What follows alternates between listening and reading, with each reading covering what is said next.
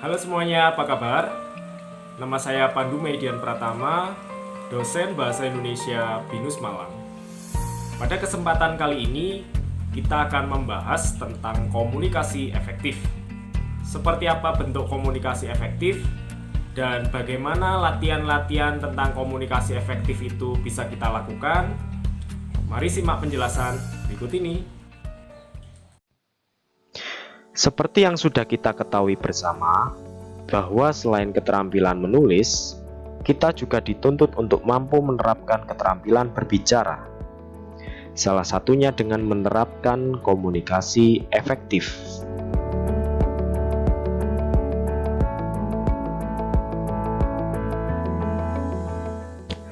Apa tujuan dari penerapan komunikasi efektif ini? Tujuan yang paling utama adalah kita semua mampu melakukan komunikasi efektif di berbagai bidang dan keperluan sebagai bagian dari praktik keterampilan berbicara, baik secara formal maupun non-formal.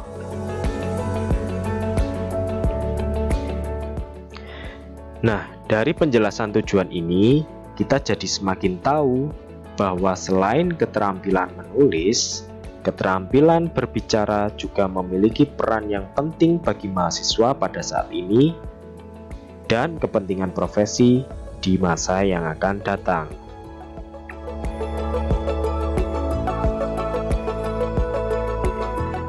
Apa saja yang akan kita pelajari pada perkuliahan kali ini?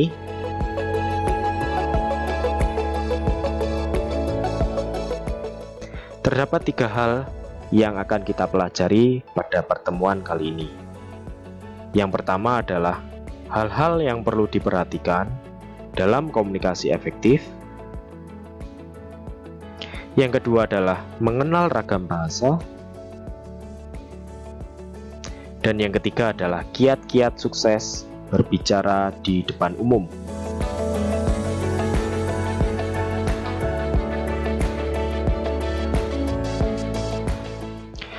Sebelum melangkah lebih jauh tentang seluk-beluk komunikasi efektif, kita harus memahami terlebih dahulu definisi komunikasi efektif. Secara definisi, komunikasi efektif adalah komunikasi yang mampu menyampaikan gagasan dari pembicara ke penyimak atau pendengar. Komunikasi yang disampaikan oleh pembicara kepada pendengar haruslah menimbulkan gagasan yang sama antara pembicara dan penyimak, sehingga tidak menimbulkan salah tafsir atau salah persepsi.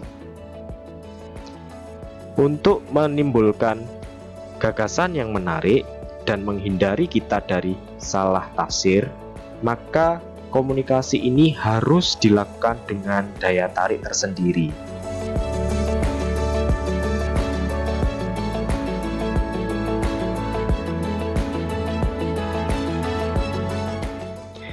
Bagaimana sebuah komunikasi bisa menimbulkan daya tarik?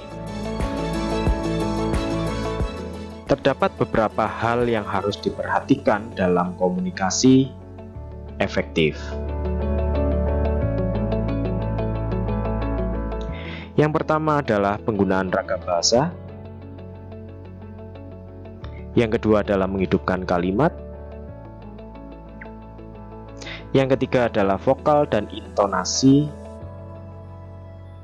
Serta yang keempat adalah mimik dan ekspresi.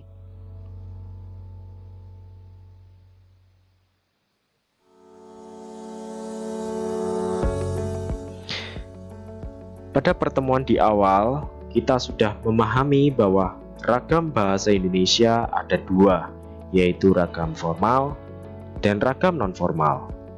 Pada pertemuan kita kali ini, kita mulai mengenal ragam yang terdapat di antara ragam formal dan ragam non-formal, yaitu ragam semi-formal. Ragam formal sendiri adalah ragam resmi, dipergunakan untuk acara yang bersifat formal, seperti kegiatan belajar mengajar, perkuliahan, rapat, penyampaian pidato oleh kepala negara, dan sejenisnya. Ragam ini menggunakan tata bahasa yang baku sesuai dengan kaidah Pedoman Umum Ejaan Bahasa Indonesia. Ragam nonformal. Ragam ini dipergunakan untuk acara yang tidak resmi atau acara yang mengarah kepada suasana yang lebih santai. Ragam ini tentunya bersifat tidak baku, tidak menggunakan tata bahasa, dan tidak sesuai dengan kaidah Pedoman Umum Ejaan Bahasa Indonesia. Selanjutnya adalah ragam semi-formal. Ragam ini digunakan untuk acara yang bersifat semi-formal. Pada ragam ini mulai ada percampuran antara tata bahasa baku formal dengan yang tidak baku. Ragam semi-formal biasa kita jumpai pada acara-acara diskusi atau forum.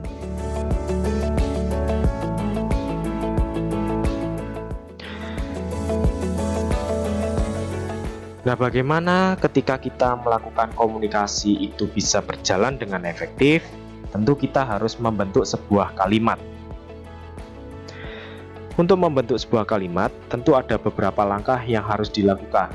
Yang pertama adalah frame, atau membuat kerangka, atau membuat bingkai.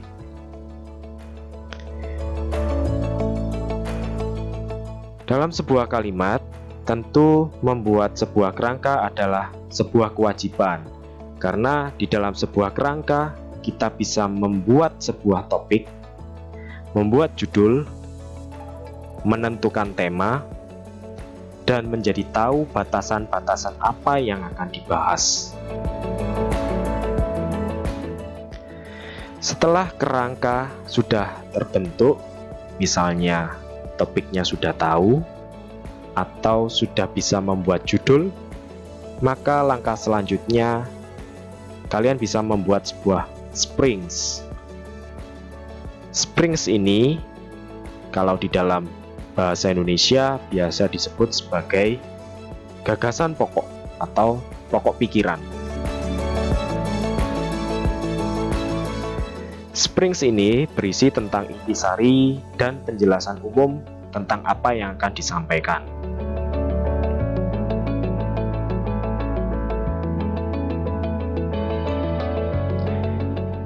Jika frame dan springs sudah mulai terbentuk, maka kalian bisa membuat padding.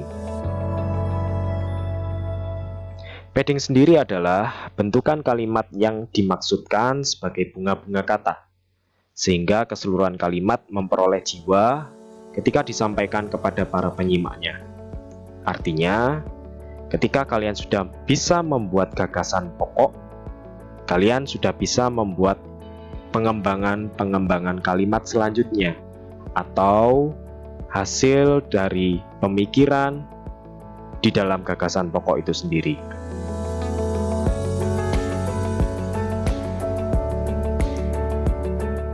Selanjutnya adalah Windows. Windows ini adalah kalimat yang membawa manfaat bagi para penyimaknya. Seringkali bagian ini merupakan jendela antara komunikator dengan komunikan, atau pembicara dengan pendengar, dalam menangkap arti kalimat tersebut. Ketika gagasan pokok sudah mulai dikembangkan menjadi sebuah kalimat yang banyak dan menghasilkan kalimat yang berparagraf, artinya paragrafnya ada banyak di sana. Pada bagian akhir, kamu sudah mulai bisa membuat sebuah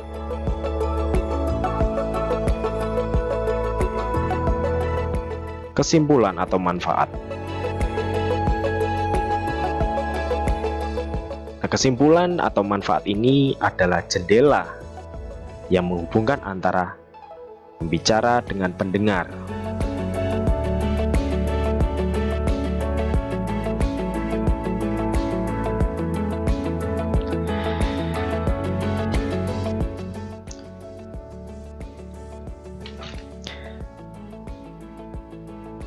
Selanjutnya adalah vokal. Pada bagian ini adalah bagian yang paling penting dalam komunikasi efektif.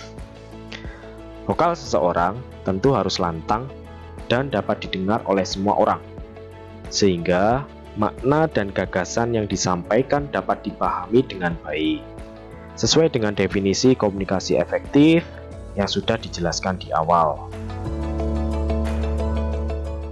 Selain vokal, ada hal yang perlu disampaikan juga pada bagian ini, yaitu ekspresi. Ekspresi seseorang ketika berbicara di depan orang lain, terutama saat presentasi misalnya, harus sesuai dengan situasi apa yang dibicarakan. Artinya, maksud dan tujuan yang dibicarakan semakin bisa dipahami dengan baik karena disampaikan dengan ekspresi yang tepat. Bagaimana cara menghidupkan kalimat? Ada dua hal cara menghidupkan kalimat. Yang pertama adalah penjiwaan tulus, dan yang kedua adalah gestur dan mimik muka.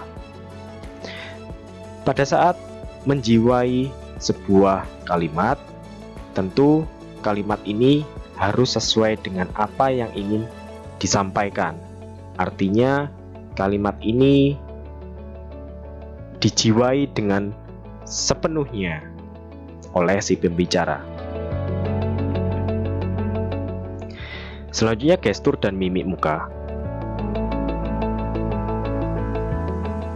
Pada bagian gestur dan mimik muka, makna yang disampaikan oleh si pembicara sangat terbantu dengan gerakan bagian tubuh atau raut muka yang selaras.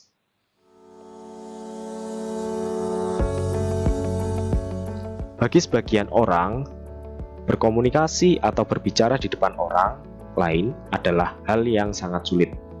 Lalu bagaimana caranya? Ada 3 cara untuk berlatih komunikasi secara efektif. Yang pertama adalah membiasakan diri berbicara dengan tenang, artikulasi jelas, dan tepat. Yang kedua adalah latihan berbicara di depan cermin.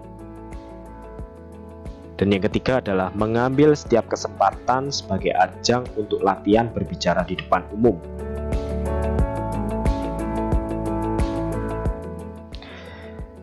Selain itu, ada beberapa hal non-teknis lainnya yang bisa dilakukan. Ketika berbicara di depan orang lain dan terdapat fasilitas mikrofon, maka manfaatkan fasilitas tersebut. Cara penggunaan mikrofon sendiri sebaiknya diletakkan di tangan kiri, karena tangan kanan berfungsi sebagai alat untuk melakukan improvisasi. Selanjutnya, badan haruslah rileks, artinya tidak tegang, tidak menunjuk, tetapi benar-benar santai dan menikmati setiap komunikasi yang disampaikan. Yang ketiga adalah selaras, artinya ujaran yang disampaikan seirama dengan mimik dan ekspresi. Itulah tadi penyampaian materi tentang komunikasi efektif. Semoga apa yang disampaikan kali ini bermanfaat untuk kalian semua ya. Terima kasih. Nah, itulah tadi penjelasan tentang materi komunikasi efektif. Bagaimanapun juga, komunikasi efektif bisa kita lakukan dengan cara berlatih terus-menerus dan dilakukan secara intensif, supaya ketika kalian nanti melakukan presentasi, tidak ada gagasan yang salah ditangkap oleh pendengar.